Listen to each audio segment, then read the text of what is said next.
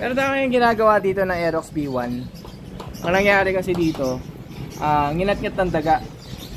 Ayan, ang error code nito is 12 at saka 22. Yung 22, ito yon sa TPS. Kukunin nyo yung sakit ng TPS. Ito yung nakasaksak yan ha. Yung 22 is brown white. Ito yung brown white ha. Ayan, kung nakikita nyo, putol yan.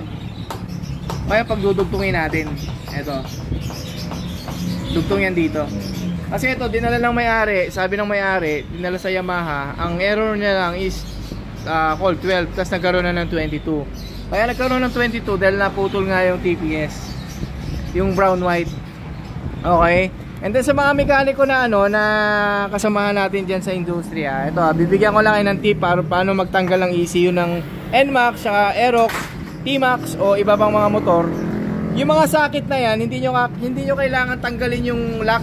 Ay, yung lock kasi malambot lang yung lock napuputol yan Pag naputol yan, di mo na mababalik. Ang gagawin mo lang dyan, pipindutin mo lang. For example, ito, nakapasok yung sakit, diba? Ayan, nakapasok yung sakit pipindutin mo lang yung sakit, yung yung pinaka-lock. Pag pinindot mo yan, bababa mo. Kasi ang nangyayari kasi, hindi nila nakikita na meron palang lock dito, na may lock pala dito, na kapag sinuot mo ngayon, magki-clip yon. Pipindutin mo lang yan, tapos ibababa mong ganun. Ayan, isa lang yan tip para hindi nasisira yung harness. Kasi ngayon, pag nasira kasi ito, pag umaandar yung motor, kusang bumababa yan, bababa, then titirik yung motor. So ang ginagawa namin, lalagyan na lang namin siya ng cable tie para hindi bumaba. So sayang naman yung harness kung puputulin nyo to, kung tatanggalin nyo yung pinaka-lock. Pipindutin nyo lang yan, magki-clip yan, then baba. So kinakabitan ni Jeremy yung yung wiring. Ayusin namin yung ECU. Yan, babalikan namin kayo. Guys, ito na yung ginagawa natin na Aerox B1. So kinakabit na namin yung yung nginat-ngat, nilagyan na rin ng electrical. So mamaya i-check pa natin yan para maging safe yung dito. So, sir, ilang linggo nang sira yung motor nyo? Mga nasa 2 weeks na siguro. 2 weeks na. Ngayon sir, bago nasira yung motor nyo, para lang sa kalaman ng mga nanonood sa atin, ano yung mga sintomas na na naramdaman mo sa motor mo? Nung kasi ilalabas ko sana yan. May parking naman siya, may sa loob naman ng gate. Yun lang, talagang siguro napapasok. Oh, yun. Tapos, ang nangyari, nag-start pa siya Nag-start pa? Oo. Okay. Maya-maya namatay. Namatay? Tapos wala nang kuryente. Okay. Connect ko yung fuse. Okay. Sabog yung yung 30 amperes. 30 amperes. Okay. So pumuputok po yung 30 amperes. Ano ba yung 30 amperes? Ito yon. Sa mga Aerox B1, merong may hiwalay na fuse yan. Ito yung pinaka 30 amperes. Connected yan dun sa ECU at dun sa relay. Ito dito. Yung 5 pins. So pag may problema yung ECU or yung wiring, ito yung unang puputokin para hindi na madama yung ECU. So pagka nakita nyo pumutok na to, huwag nyo nang i-turn on kasi may issue. Kapag pinilit nyo na pinilit yan, yung iba kasi nilalagyan dito ng tanso, kaya nasusunog yung ECU. Goodbye na yon. So pag nagpalit ka nun, syempre masakit sa bulsa yon. Ito, wag na wag nyo lalagyan ng ng tanso to. Hindi siya advisable. Ito. Hindi lang masunod ng Ayan, nakikita nyo. 30 amperes. Yan. So, bumili muna ng ng pagkain yung may-ari. So, hindi niya alam, umaandar na tong motor. Ang gagawin namin, paprank lang namin yung may-ari na hindi na pwedeng ECU niya. Pero umaandar na talaga yung motor niya. Tingnan natin kung ano yung magiging reaction niya.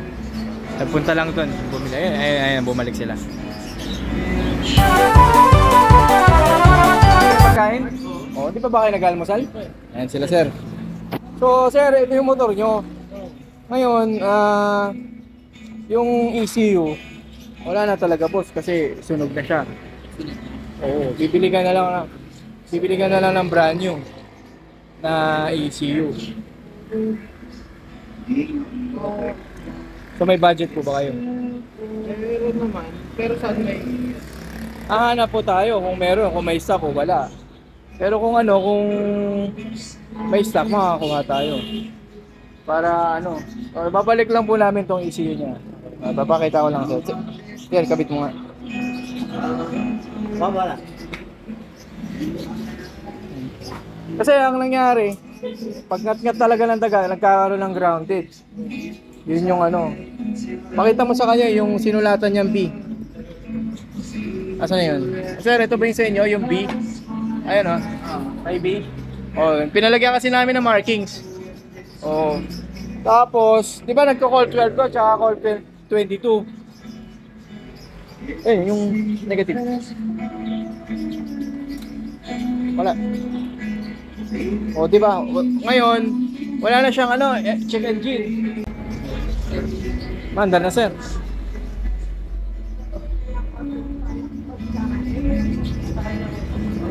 Manda na, sir? Saan di ka nabibili ng ECU? Prank lang yun, sir.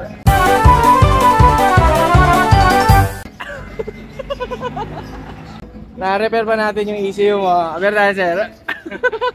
Wala nang check engine. Pero magpapalit tayo ng battery kasi hindi na siya nagcha-charge. Okay? Pag kinapit mo to, Sa iba kukuha na naman tayo. mag-original tayo o ano, OD para makamura ka. Okay. Yung boss, ano masasabi mo po sa JP Motors? Galing. Thank you, sir, ha. Hindi na magtutulak. Na-prank ako eh.